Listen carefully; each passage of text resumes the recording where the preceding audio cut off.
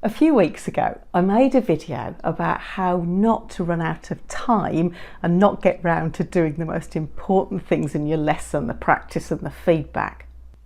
You can see it here if you're interested. But what can you do if you have the opposite problem? If you run out of material? If you want some great hints on this, then keep watching and stay to the end because I've got a really useful tip there for you. I'm Jo Gakonga from elttraining.com. I've been a CELTA tutor for 20 years or more, and I run a website with lots of useful material for CELTA trainees and teachers a bit further down the line. To be perfectly honest, the problem of running out of material is nowhere like as common as the problem of running out of time. But running out of material is every trainee's nightmare. You're already feeling a bit nervous, you've got people watching you, and the things that you planned went rather faster than you thought they would. You've got 5 minutes of the lesson left and no material left. So my first tip is this: don't play hangman. It often seems to be the first port of call for trainees in this position, and as far as language learning is concerned, it's useless. The only possible benefit it has is in learning the pronunciation of letter names, but it'll take you at least 5 minutes to explain how to play it if they don't know, and at the very best, learners will end up with a recap of 1 or 2 words of vocabulary. There are much better ways of filling the last few minutes of your time. But if you're not going to do that, then what are you going to do? Well, here are a few useful ideas that will use the time in a productive way. You can keep up your sleeve and use in pretty much any of your lessons. Number 1, vocabulary review. Reviewing and revising vocabulary is always a good idea, and it's got a sound pedagogical basis too. If you see something once or even twice, you're unlikely to remember it. So it needs to be repeated. This is really helpful for language learning. If there's nothing obvious that's come up in your part of the lesson, although I would question that if you taught no language at all, but you could use the vocabulary from other trainees' lessons as well. So it's a good idea to keep a note of this as you're going along, what your peers have taught. How can you review Lexis? Well, there's lots of easy ways that you could do this. For example, put up 5 words that you've taught and ask them to explain to their partner what they mean. Tell them to close their eyes then and rub one out. Ask them to remember which one you've rubbed out and what it means. And then keep doing that until you've got none left. When you've done that, you could ask them to try and remember all 5 words again, write them down in pairs maybe. If you wanted to extend it further, you could get them to write a sentence with those words and perhaps make it a competition, which pair or group come up with the best sentence, the most original, the most accurate, including the most number of those words, something like that. Number 2 is a personalised discussion. So another great way to fill in the last few minutes of a lesson is some kind of personalised discussion.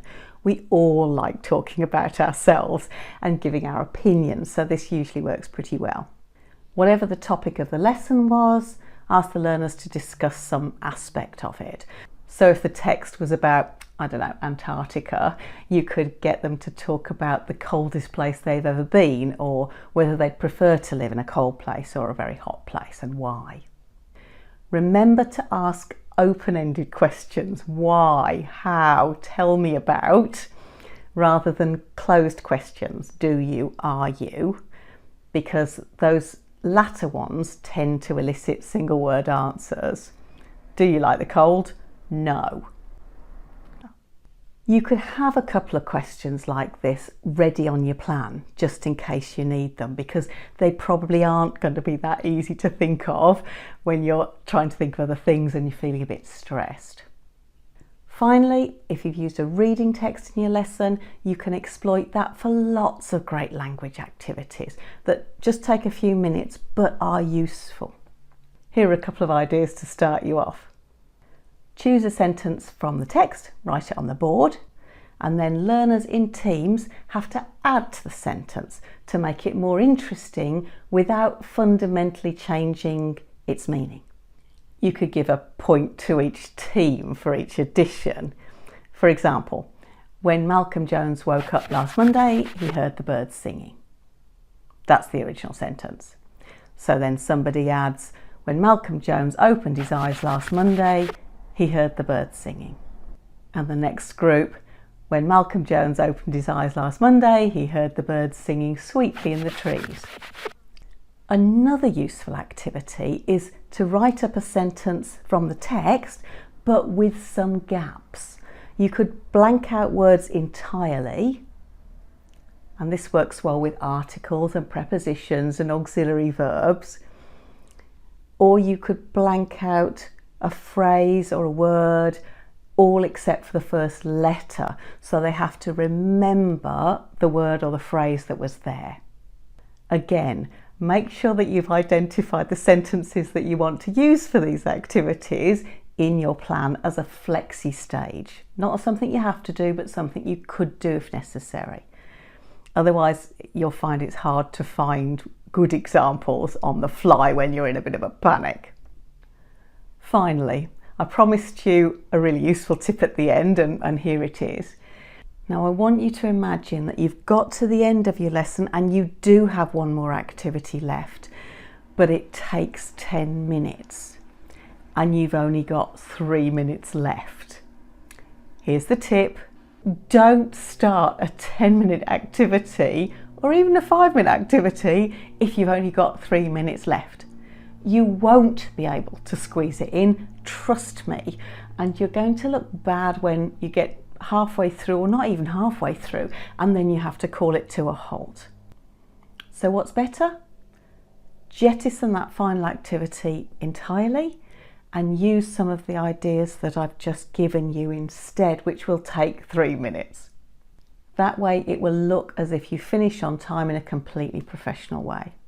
I hope some of these ideas were helpful to you. If they were, then like and subscribe. I make a new video every week, and check out ELT training for lots more material. See you next time.